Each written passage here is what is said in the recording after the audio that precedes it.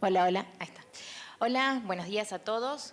Bueno, antes que nada, agradecer a todas las organizaciones y organismos que nos han permitido que celebrara este encuentro. Muchas gracias por permitirnos participar, que realmente hasta ahora ha sido muy enriquecedor.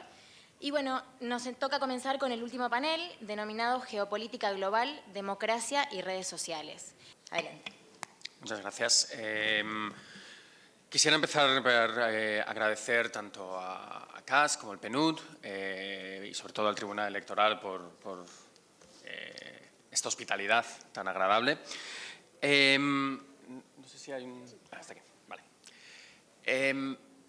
Yo voy a hablar un poco de el cambio que la democracia ha sufrido en los últimos años a través de la llegada de, digamos, una revolución tecnológica. En términos industriales se habla de una revolución industrial 4.0, etcétera. Cómo esta revolución ha afectado a la democracia, pero no solo ello, no solo esto, sino también qué retos tenemos enfrente para democratizar el mundo digital. Ya no vamos al banco, el banco está en nuestro teléfono móvil, ya no vamos a los bares a encontrar pareja, la encontramos con nuestro teléfono móvil. ¿Cómo podemos democratizar ese nuevo espacio en el que desarrollamos gran parte de nuestra vida, ¿no? Empezando por la tecnología y la democracia, cómo la tecnología ha cambiado nuestras democracias. Y nos tenemos que remontar un poco, quizá a 2005, 2008, cuando viene la primera ola de esperanza. Empezamos a ver la tecnología como algo que va a reforzar la democracia, que va a permitir muchísima más influencia de los ciudadanos en el gobierno. Los políticos van a verse obligados a responder a lo que los ciudadanos dicen, gracias a que los ciudadanos tienen un nuevo medio. Hay una ola de esperanza que tiene dos grandes momentos. El primero es la elección de Barack Obama en 2008 en Estados Unidos, a través de una campaña movida en redes sociales. Las redes sociales de 2008, que ya no nos acordamos, existía una cosa que se llamaba MySpace. ¿Cómo fue el primero que creó esa ilusión y ese sentimiento de que a través de las redes sociales se puede cambiar la forma de hacer política? Se empezaron a vislumbrar muchos mecanismos de eficiencia y efectividad en el Estado. Esta esperanza se diluye al mismo ritmo que se diluye la primavera árabe. Empezamos a ver que la democracia quizá no esté en tan buen estado de salud en su relación con la tecnología. Y nos plantamos en el año 2016. Mi experiencia personal fue despertarme un día por la mañana sabiendo que había habido un referéndum en el Reino Unido que nadie pensaba que en ningún momento podría tener un resultado diferente a la permanencia en la Unión Europea, poner las noticias y ver que había ganado el Brexit. Y no creerlo, es decir, no puede ser. ¿Cómo puede ser que hayan votado eso? No tiene ningún sentido. Poco tiempo después conocimos que la campaña para la salida de la Unión Europea había creado todo un complejo entramado de manipulación de la opinión pública a través de Facebook. Se dieron cuenta que nos creíamos todo lo que estaba en Facebook y entonces solo tenían que manipular lo que estaba en Facebook para que lo creyéramos. No contentos con ello, esa misma empresa encontró un candidato que nadie pensó que podría ganar en Estados Unidos y le hizo presidente, Donald Trump, evidentemente, con unas técnicas muy parecidas, entendiendo que la gente que ve determinadas series en Netflix y leen determinadas revistas de pesca, si les creo miedos, votarán por mí. Y entramos en una segunda ola de decepción, en darnos cuenta que quizá ese mundo digital que pensábamos que nos iba a liberar democráticamente va a hacer todo lo contrario, nos está aprisionando. Tanta información nos ha quitado la capacidad de información. A día de hoy nos encontramos en un mundo sin acceso a información veraz, confiable y comprobable. Y esto hace la democracia insostenible. un principio democrático es que los votantes saben lo que están votando y saben a qué se refieren los partidos, saben, digamos, cuáles son las ideas de los partidos. La manipulación que se está dando ataca a esta línea base de la democracia, sin la cual la democracia no puede sobrevivir. Y esto se da en 4 efectos que creo es importante entender porque todos hemos pasado por ellos. Y son muy similares a muchos otros efectos, como por ejemplo todas las teorías de la conspiración, todas las dudas científicas contra las vacunas, hay gente que ahora dice que la Tierra es plana, etc. Primero de ellos es desviar el debate político. Si tú consigues que se hable de tu tema, tienes el relato y consigues manejar la información y consigues que se hable de lo que tú quieres y que la campaña gire alrededor de tu tema. Segundo, esto no es solo desinformación. Segundo es manipular la percepción de los actores a través de crear desinformación, ataques a la integridad de la información coordinados, etcétera. Se manipula la percepción de los diferentes actores políticos. Tercero es incrementar la polarización. Si yo consigo que te sientas muy enfadado, si consigo que un votante se polarice, es mucho más probable que sea receptivo a mis mensajes radicales. Y ahí viene parte de, por ejemplo, en Europa, un resurgimiento de la extrema derecha. Y el último, y el más grave, en mi opinión, es generar confusión. La gente ya no sabe qué pensar. La gente ha perdido hasta cierto punto el norte, ¿no?, que se dice. La gente ha perdido la capacidad de entender, este partido pide esta cosa, este candidato pide esta otra cosa, es este tipo de persona, etc. Se ha generado una confusión democrática que genera apatía. Pero mirando a un corto y medio plazo, la tecnología digital sí tiene un potencial que debemos, y creo que estamos obligados a aprovechar y a entender y sobre todo a aprovechar. El voto online es algo que cuando soluciona un problema, cuando no hay ningún problema no es necesario, pero sí soluciona un problema, por ejemplo, el voto desde fuera del país, el voto para asuntos más de consulta pública, etcétera. Cuando soluciona un problema, el voto online puede ser una gran arma para reforzar la democracia, para participar más en la democracia, solo cuando resuelve un problema. Las consultas ciudadanas, yo soy un orgulloso madrileño. Madrid ha recibido premios de Naciones Unidas y de otras organizaciones gracias a unos procesos de consulta ciudadanas únicos en el mundo que se están replicando en muchos otros sitios, y no solo el caso de Madrid, pero bueno, como madrileño tengo que promocionarlo, que han profundizado significativamente en la relación de los ciudadanos con la democracia a nivel urbano, a nivel local en este caso. Y el análisis de datos, la capacidad para hacer políticas mucho más, ¿cómo decir?, eficientes y eficaces de cara a los ciudadanos. No tener mucha más información a la hora de decidir dónde poner una parada de metro o en qué dirección debe ir la producción industrial de un país. Entonces, digamos que nos encontramos en un punto bastante que nuestra democracia puede tomar 2 caminos muy diferentes.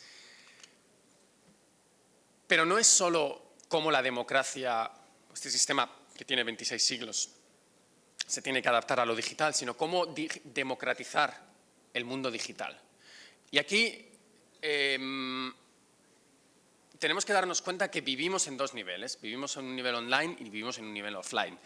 Y muchas de nuestras actividades pasan a través de nuestro teléfono, a través de conexiones en Internet, no son físicos. El offline más o menos es democrático, con diferentes grados de democracia, pero más o menos lo podemos considerar que muchos de nosotros vivimos en países democráticos, pero el online no. Me gustaría poneros un ejemplo. Estamos en mayo del 2024. Este es Juan, tiene 34 años, está desempleado desde hace 2 meses. Un día está tomando una cerveza y le llega un mensaje a su teléfono en el que le proponen entrar a formar parte de un estudio de hábitos de consumo Le ofrecen $50, necesita el dinero, decide apuntarse. Evidentemente no se lee los términos de referencia. En septiembre sigue sin trabajo, cuando todo el mundo está consiguiendo trabajo, la economía va bien, no entiende qué está pasando. ¿Qué ha pasado? Que Juan no se ha dado cuenta que todas las empresas ven su perfil y le han catalogado como un posible depresivo. Cada vez que pide que envía un currículum, la empresa recibe un mensaje. Atención, esta persona es tendente a la depresión o tiene hábitos de consumo de alcohol no adecuados. Suena muy futurista, pero esto es una realidad a la que nos estamos acercando peligrosamente cada vez más.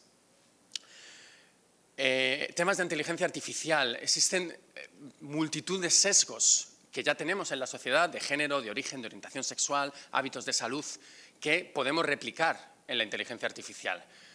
El Internet of Things, nos están espiando nuestros dispositivos. Esto es solo un ejemplo de algunas noticias. La televisión nos espía, Google nos espía, nos escucha nuestras conversaciones, Apple escucha las conversaciones. Probablemente están escuchando ahora mismo lo que estoy diciendo porque la mayoría tenemos el móvil encima de la mesa. Tienen esa capacidad de escucharnos. El control de las redes de comunicación. ¿Quién controla las redes de comunicación? ¿Por qué Huawei no puede vender productos en Estados Unidos? Porque no se fían de que sus redes sean seguras, de que sus redes no estén siendo, den acceso al gobierno chino. ¿Y cómo podemos evitar esta distopía en la que lo offline sí es democrático, pero no lo online? Bueno, se puede pensar en crear un Bill of Data Rights, en el cual no solo somos dueños de nuestros datos, sino que tenemos el derecho a no ser vigilados, a que nuestro comportamiento no se manipule, a no ser discriminado a través de los datos.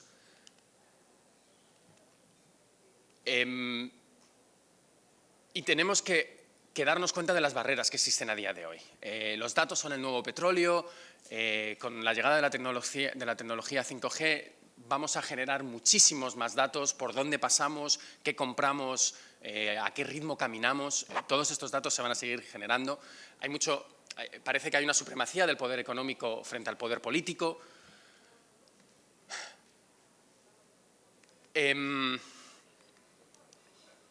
Vale, voy a pasar esto.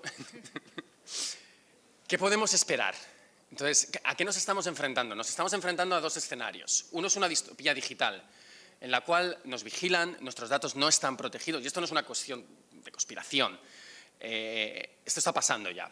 Nuestros datos no están protegidos, somos manipulados cada vez que hay una elección, se nos discrimina a través de los datos. Ha habido casos de gente que no les han dado un seguro porque sus datos en su reloj indican que tienen propensión al infarto. O podemos vivir en una democracia digital, donde nuestros datos están protegidos por una convención, donde la democracia está profundizada a través de la participación, la eficiencia basada en datos funciona y se respetan nuestros derechos humanos no solo en lo offline, sino también en lo que pasa en la red, lo que pasa en el mundo digital. Y nos encontramos en el momento en el que realmente tenemos que empezar a dirigirnos en una dirección o en otra. Y por ahora estamos yendo hacia una distopía digital y es importante que entendamos la realidad de este mundo digital al que nos estamos acercando. Muchas gracias.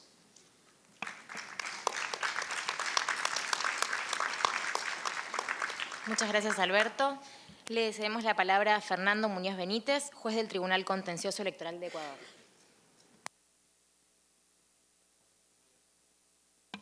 Buenos días. Agradezco primero a la gentil invitación recibida por el Tribunal y todos los organizadores de este evento. Realmente es muy grato compartir con ustedes, magistrados, público, especialistas, estas inquietudes y estas reflexiones sobre los temas que nos incitan a una acción, a una actividad concreta y fundamentalmente a orientarnos a investigar qué es lo que pasa en nuestros campos electorales en cada uno de los países. El tema es muy interesante en el sentido de que la geopolítica es una ciencia que nos lleva a interpretar las realidades desde el punto de vista del espacio, desde el punto de vista del territorio. No puede haber territorio sin ideas políticas y tampoco las ideas políticas pueden estar sin relación a un territorio. Los ejercicios académicos, literarios como La utopía de Tomás Moro o La ciudad del sol de Campanella, esos son simplemente literatura. Lo que la geopolítica nos lleva es a interpretar una realidad concreta, una vivencia, una cultura, y esa cultura cómo está siendo manejada por los poderes hegemónicos del mundo. A lo largo de la historia, nosotros vemos que los poderes hegemónicos obviamente se basan en un poder económico, en un poder de transformación, un poder industrial, y ese poder de conocimiento, a la hora de la hora, ese poder hegemónico se impone a las naciones menos desarrolladas. En nuestra historia tenemos que hacer un poco de remembranza y decir que de los 200 años de la vida democrática de los países latinoamericanos, cuando empezamos a pensar en la independencia en 1809, ¿qué es lo que sucedió? El poder hegemónico, ese momento, Inglaterra es el que manejaba todos los hilos del poder militar, comercial y de producción de bienes. De manera que estábamos en un orden geopolítico en el cual Inglaterra evidentemente deseaba desarticular toda esta área geográfica dominada por España, que a su vez era un imperio en decadencia. ¿Cuál fue el resultado de esa intervención directa de Inglaterra, incluso con ejércitos que acompañaron a Simón Bolívar? La intervención directa es desarticular esta gran zona geográfica del mundo y articularla al comercio internacional manejado por Inglaterra.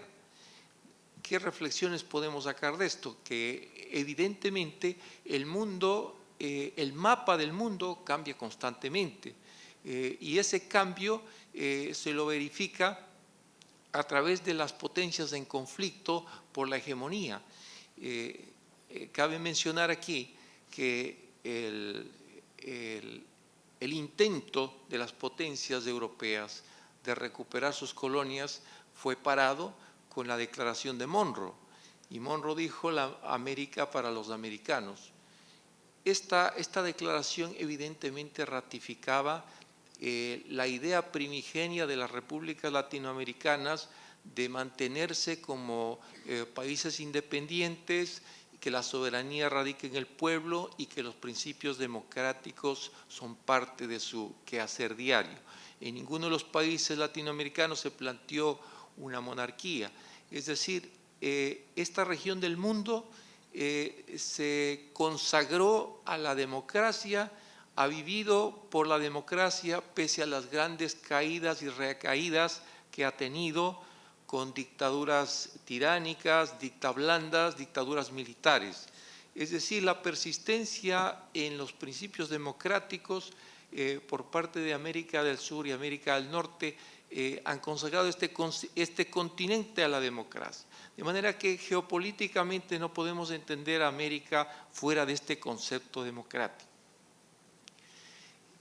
Otro punto que queremos recalcar es que en la geopolítica, y el tema del diálogo es de que en qué medida los medios tecnológicos contribuyen a este poder hegemónico que se va turnando y que ahora justamente estamos en un momento de quiebre de la hegemonía mundial de Estados Unidos, contrariada por China, Rusia, Unión Europea y otras potencias menores. De manera que Estados Unidos en este momento está en su declive de ser la potencia que maneja el orden geopolítico mundial. Eso significa pues que evidentemente todos los países que estamos dentro de ese campo de intervención, ese campo de influencia, pues poco a poco vamos a empezar a alinearnos, y eso está sucediendo con todos los países en los tratados mundiales de comercio Asia-Pacífico, de los intentos de China de generar mayor cooperación económica con los países latinoamericanos. Esta es una lucha, es un ajedrez que se está jugando en donde todos y cada uno de los países somos parte de las piezas del ajedrez. En la partida final no sabemos cómo va a concluir, pero lo que podemos avisorar es que en el caso de los países latinoamericanos, con todo el antecedente histórico que tenemos de tener esa fe en la democracia, cualquiera sea la forma o los quiebres que tengamos, y los vamos a tener, es que se mantendrá esa forma de gobierno en nuestra área territorial. El otro tema que tenemos que ligar a este poder hegemónico es la sociedad de la información. Si nosotros vemos, y ya se ha ponderado por parte de otros conferencistas, ¿qué es lo que implica las redes sociales? Son miles de millones de personas vinculadas, conectadas, que están compartiendo información que puede ser trivial o puede ser fundamental. Utilización de este medio para movilizaciones políticas, utilización de este medio para denigrar políticos o para posicionar políticos, y ahora justamente estamos en un proceso en el cual incluso Estados Unidos pone en el banquillo los acusados al dueño de Facebook para preguntarle en qué medida su red pudo haber sido utilizada en la campaña electoral. Eso significa que ya está de por medio el control de grandes potencias, de medianas potencias y de pequeños países en base a los miles de datos que ya se ha ponderado que manejan las redes sociales. ¿Qué hacemos las democracias ante esto? Vamos a un caso concreto. En el Ecuador, la Corte Constitucional en el 2012 dictó una jurisprudencia en la cual se manifestó que el uso de las redes sociales para la campaña política, pues eso no puede ser regulado porque es parte de la libertad de expresión. Todos los otros medios de comunicación se someten a la regulación, excepto el uso de redes sociales, incluso en silencio electoral. Lo que quiere decir que en mi país no está regulado el uso de las redes sociales para el uso de campañas electorales. Lo que sí se regula estrictamente es el uso de los medios de comunicación tradicionales. Pero en el mundo, y hay una preocupación seria de la regulación del uso de estos medios. Y lo que tenemos que pensar es que en la esencia de las redes sociales es una esencia y una ideología de mercado. Las redes sociales se han creado con el fin de obtener beneficios de la información que está en juego, de nuestra información, de nuestros datos. Y con esos datos y esos perfiles, pues ahora no solamente nos van a vender zapatos o artefactos electrónicos, sino que nos pueden vender y nos pueden influenciar y persuadir de ideas políticas, de candidatos políticos con una gran efectividad, como se ha demostrado en la campaña del presidente de Estados Unidos. Entonces, esto es una alerta a todos los países, a todos los sistemas, a todas las democracias, porque hay que plantear, y me parece interesante la idea, plantear los derechos de los ciudadanos. Estas iniciativas tienen que ser obviamente motivo de un consenso internacional y de tratados a fin de evitar que los medios, las redes sociales con su gran poder puedan tomarse prácticamente las democracias. ¿Cuál es el fin de este proceso? El fin de este proceso obviamente es seguir influenciando en ciertas democracias. Si nosotros nos ponemos en el ideal de usar al máximo posible toda la tecnología existente, veríamos que son medios tan idóneos para la actividad electoral transparente, la garantía de derechos, la democracia directa, la participación del ciudadano, la rendición de cuentas. Todo esto sería muy fácil a través de las redes sociales, debidamente garantizadas y reguladas. Pero este ideal choca con algo que todos tenemos y sabemos el peso que tiene. El peso es el de los poderes reales, de los poderes fácticos, de los partidos que no están de acuerdo en dar tantas libertades, tanto poder al ciudadano. Entonces, es muy difícil que en el contexto actual se pueda lograr la incorporación de estas tecnologías porque ponemos en serio riesgo los poderes constituidos. Y los poderes constituidos, el momento en que se den cuenta que estos mecanismos tecnológicos son idóneos para el control, para la manipulación y para generar elecciones hacia ciertos intereses, pues lo van a utilizar. Y seguramente todos estaremos agradecidos de la capacidad de la tecnología de solucionarnos los problemas. Esto sucedió, por ejemplo, cuando en el 2008 la gran crisis financiera de Estados Unidos, pues unos anarquistas financieros crearon el Bitcoin a través de un programa informático impenetrable. Todos ellos están en la cárcel. 11 años después, ese mismo programa es utilizado por la banca.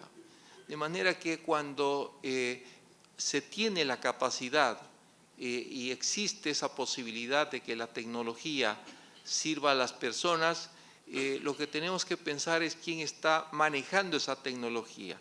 Y si esa tecnología que existe la pueden manejar los poderes reales, pues eso se va a utilizar. Esa es mi conclusión y muchas gracias.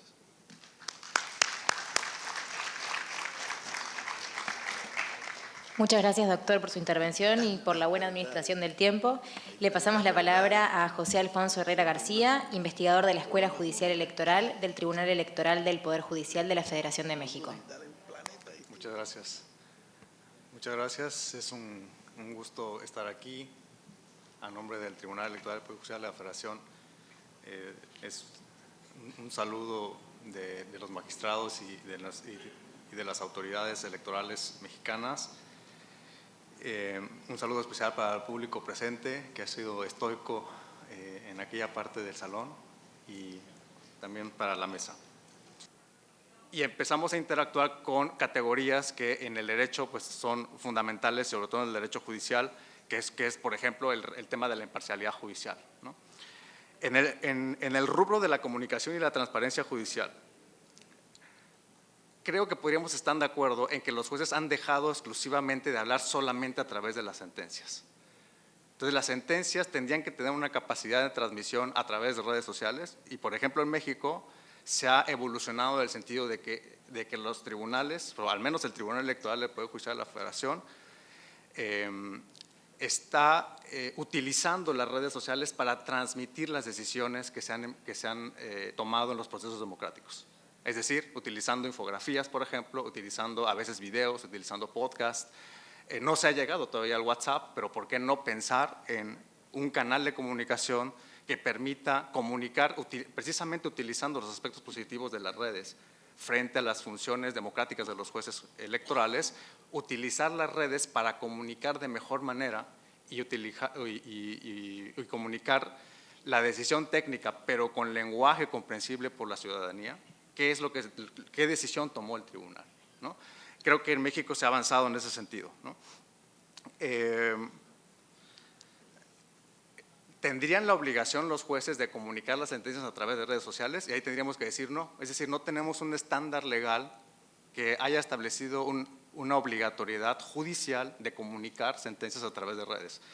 Estamos en el estadio de las buenas prácticas, pero ¿por qué no pensar en que en efecto ciudadanizando la decisión y en un plano de justicia abierta los jueces y los tribunales puedan utilizar la red para comunicar ellos mismos de primera mano, sin intermediarios, a través de redes, las decisiones que se están tomando, sobre todo cuando tiene que ver con un tema de proceso electoral, ¿no? Habría un libre desarrollo de la personalidad de los jueces al utilizar las redes, y aquí tendríamos que decir que estamos en un plano de transición, ¿no? En México, el amparo en revisión, aquí bueno, hay que hablar de números, 1005 del 2018 de la Suprema Corte de Justicia, y que ahí contrasta, por ejemplo, con el caso colombiano, que también acaba de decidir en el caso Saicó esta cuestión. En el caso de México llegó a la conclusión de que debe desinteresarnos el momento en que un funcionario, en este caso un funcionario judicial, abre una cuenta de red social con respecto al momento en el que comparte una información. Es decir, aun cuando un funcionario judicial, un titular, un magistrado o un juez haya abierto una cuenta en su ámbito privado, ¿no?, 8 años atrás, en el momento en que se erige como juez, ejerce un cargo público, es indiferente el momento que la vio, o sea, la cuenta tiene un interés público relevante, ¿no?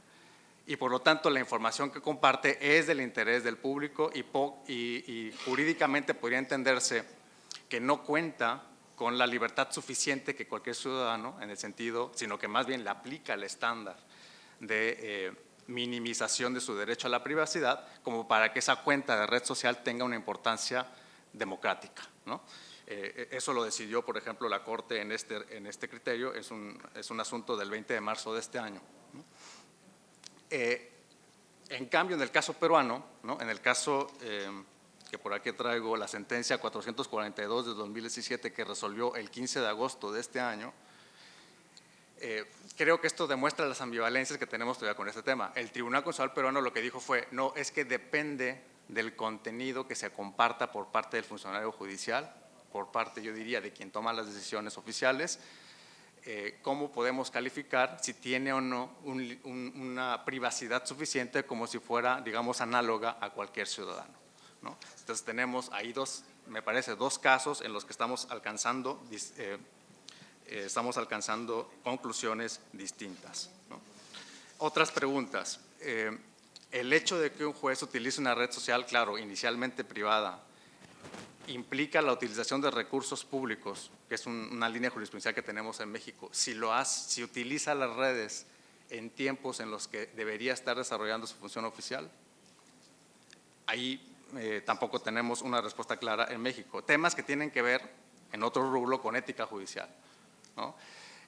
Saben, en Estados Unidos se ha publicado recientemente algún artículo en donde se estableció que la búsqueda de información para resolver un caso concreto por parte de un juez, digamos, por motu propio, ¿no?, por ejemplo, investigando el contexto político del asunto que se va a resolver, investigando los perfiles de las partes que están participando, por supuesto, en el litigio, haciéndose de información que obviamente no consta en el expediente, nos pone en cuestión con el tema de la imparcialidad, con el tema de la independencia, con el tema de la influencia externa, ¿no?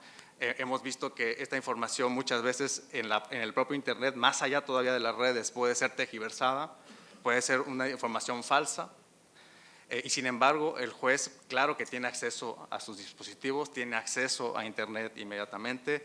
Es ético que realice estas investigaciones, ¿no? Estamos, por cierto, en este foro y en este contexto en el que nos preocupamos por metodologías de la investigación, etcétera, pero digamos que el juez electoral tendría ciertos límites al aproximarse a esta información. Esa es una pregunta que nos tendríamos que hacer, como para poder, insisto, cargar las pilas probatorias hacia una de las partes frente probablemente a la otra, en la que suficientemente, no necesariamente va a tener un equilibrio en la recabación de la información, ¿no? Otra pregunta, el hecho de que un juez acuda a las redes implica una digamos, por promoción personalizada del personaje judicial, como si fuera un político. Tampoco lo tenemos muy claro, ¿no? La naturaleza de las redes. Los tribunales electorales podrían manejar cualquier red. Por ejemplo, el concepto de Facebook basado en el enlace por amistad Claro, hay perfiles institucionales en Facebook que permiten, digamos, institucionalizar el perfil, pero podría ser, digamos, una red, digamos, veamos ya los datos que nos dieron, recordemos los datos que nos dieron nuestros compañeros hace un rato, la potencialidad en la generación de información y el alcance masivo que tienen estas redes no tendría que ayudar a los tribunales precisamente a socializar, insistiría en eso de manera inmediata y directa, esa información. Entonces, ahí preguntarnos, ¿Facebook serviría para eso? O Twitter, por ejemplo, que tiene un menor alcance mundial, pero que tiene, por supuesto, una naturaleza distinta, ¿no? Podría probablemente funcionar mejor para estos objetivos, probablemente, ¿no? Quisiera pasar en los últimos minutos al segundo tema, que es cómo se ha problematizado ahora ya por parte de los jueces y cómo se han aproximado a la toma de decisiones judiciales frente a temas que tienen que ver con redes, ¿no? Ahí quisiera destacar solamente dos temas que son muy comunes en Latinoamérica recientemente, yo diría en los últimos 2 o 3 años incluso, ¿no? Que es justamente el tema de las fake news, ¿no? Y el tema del bloqueo de usuarios en redes por parte de los funcionarios públicos, ¿no?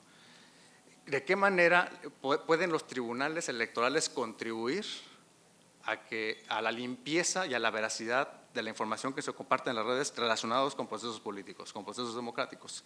Y aquí se le presentó a la Sala Superior de nuestro tribunal un asunto el año pasado, en donde tuvo que analizar, en México está tipificado constitucionalmente que la calumnia electoral, ¿no?, da lugar a una infracción a un actor político. Es decir, si alguien afirma un delito que es, atribuye un delito que es falso o elabora o construye hechos que finalmente resultan ser falsos, esto puede ser sancionado por la autoridad electoral en un sistema que tenemos algo complejo, ¿no? Por parte de la autoridad administrativa una investigación y por parte del Poder Judicial una decisión. Lo que se estaba ventilando en este asunto es qué ocurre con las noticias falsas, ¿no?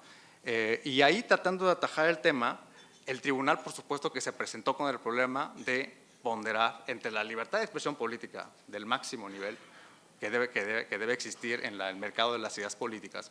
Y por el otro lado, el tema de hasta dónde la desinformación puede ser atajada por una decisión judicial, ¿no? En una primera instancia se decidió que un video que mostraba a un candidato que se había filmado muchos años antes, en donde estaba alabando al candidato opositor, el candidato presidencial, en el contexto del video se decía que estaba declinando la candidatura a favor de otro candidato presidencial, en una etapa de precampaña electoral, ¿no? Evidentemente estaba construida la información para confundir a la ciudadanía. Gracias.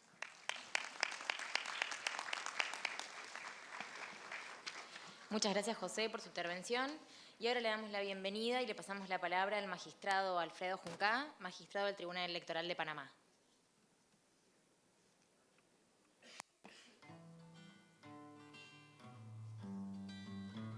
En los sueños.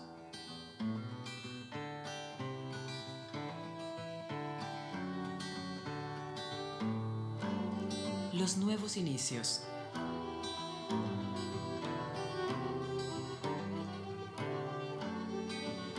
En las uniones.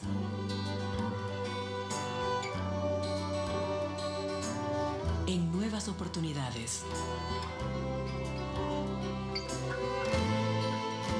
Despedidas. Y en el mañana,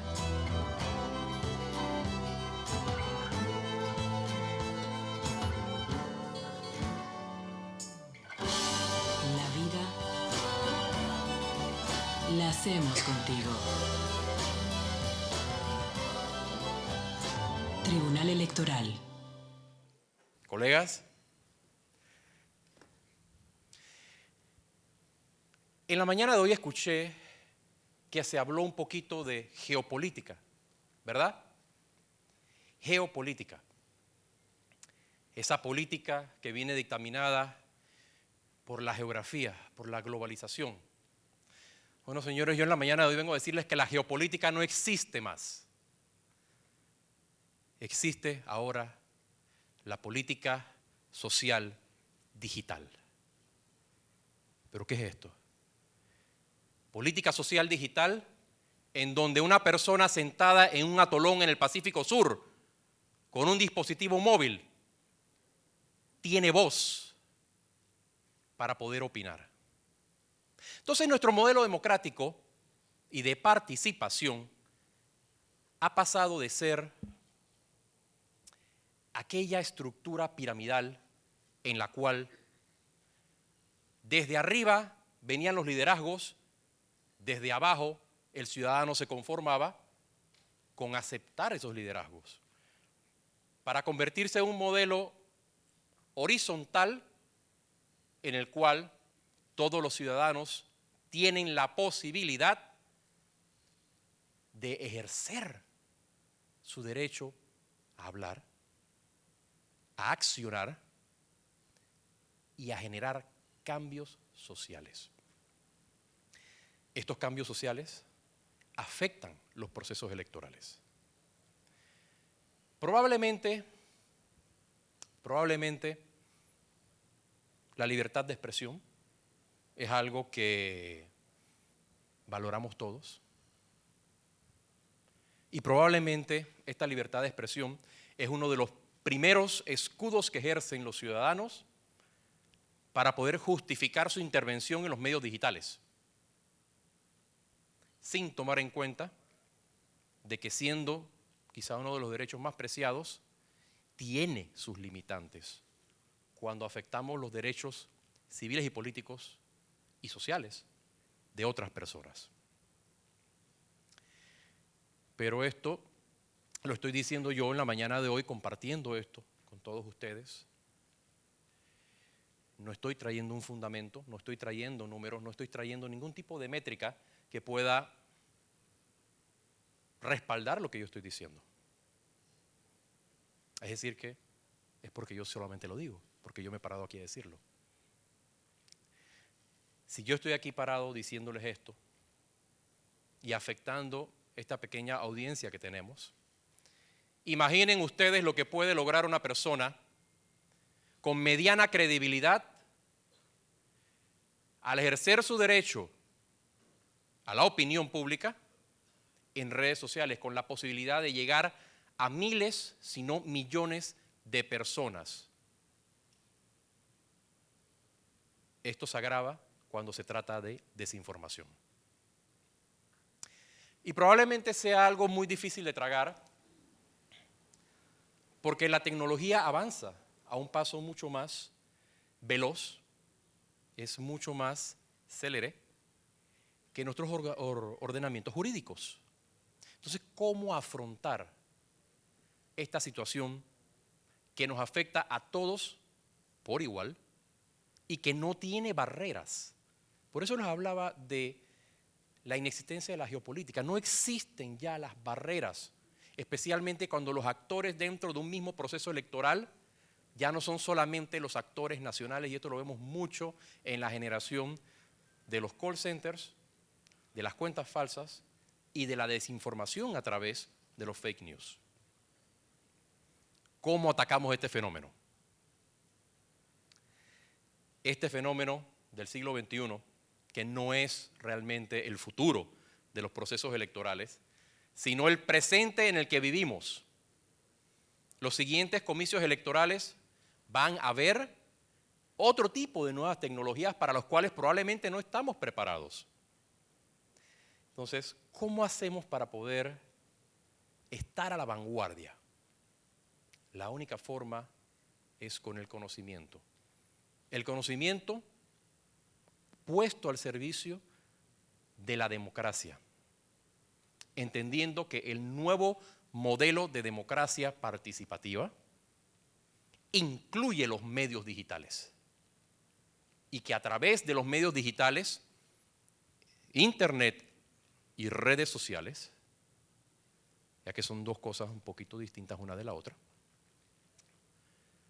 es que se está llevando adelante el mensaje.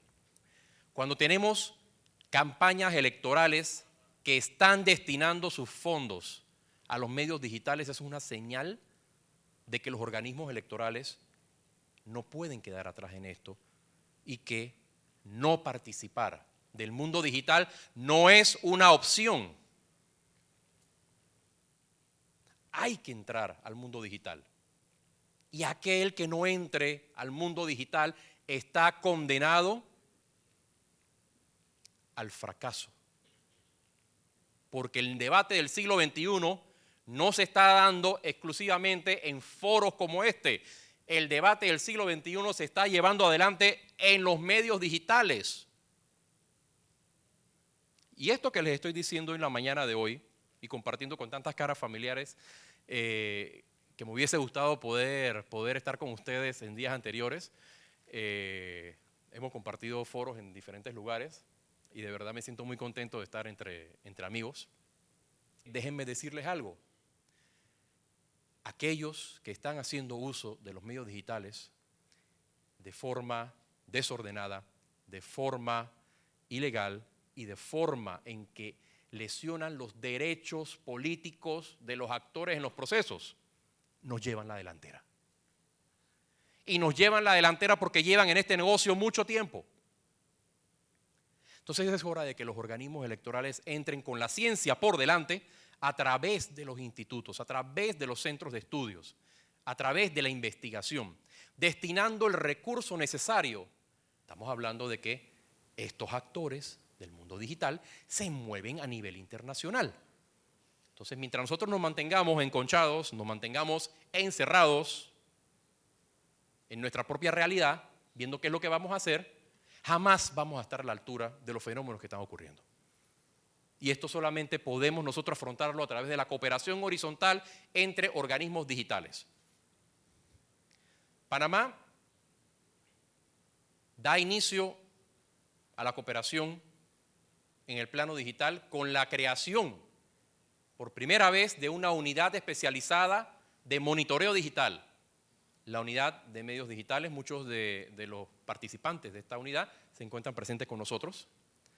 Y en el día de hoy hago extensiva la invitación que le he hecho a otros organismos electorales en otros foros, invitándolos a que se sumen a este esfuerzo y poniendo a disposición de todos y cada uno de ustedes esta unidad para lo que es el monitoreo y el estudio del fenómeno digital en cada uno de sus países.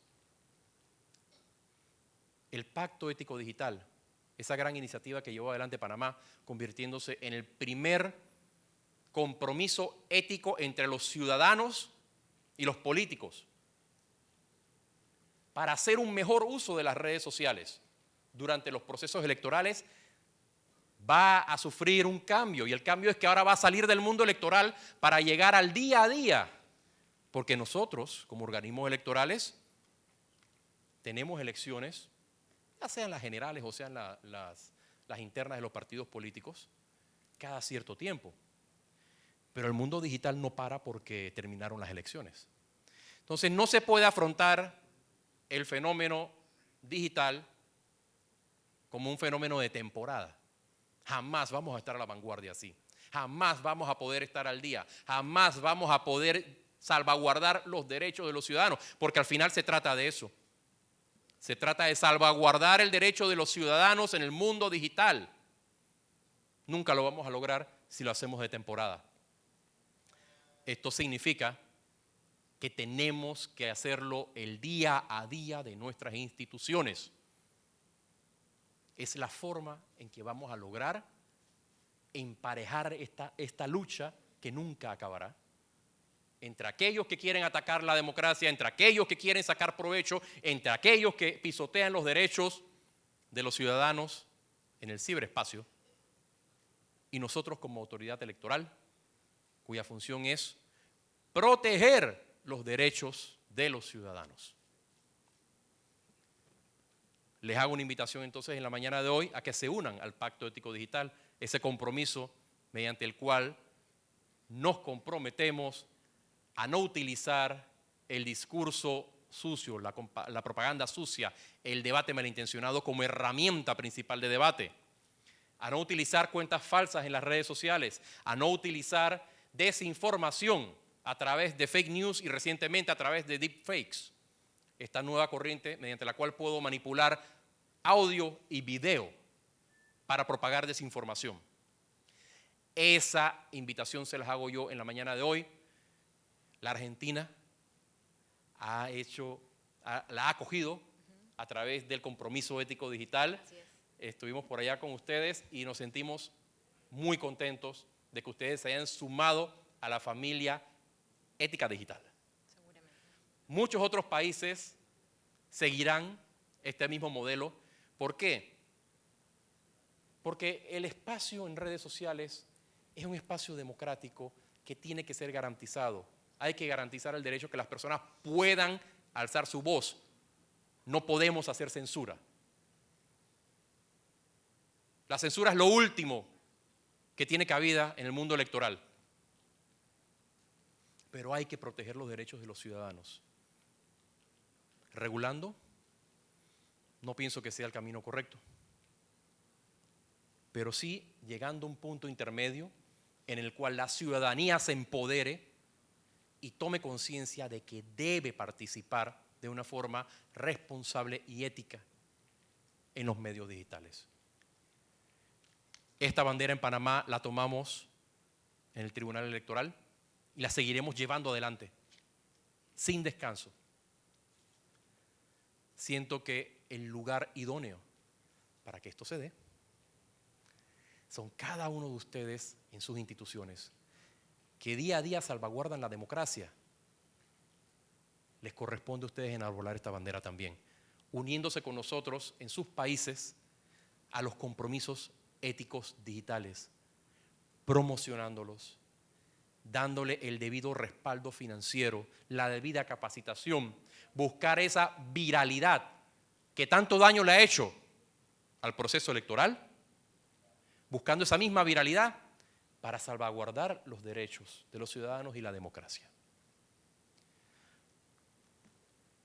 Ponemos en Panamá a disposición de todos ustedes el pequeño conocimiento que hemos podido recoger durante todo este tiempo en la materia del Pacto Ético Digital, de la misma forma que con la unidad de medios digitales.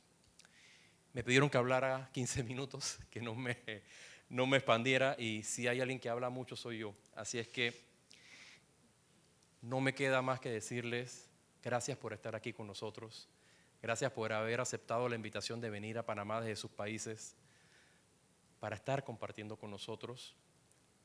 Gracias, gracias de verdad.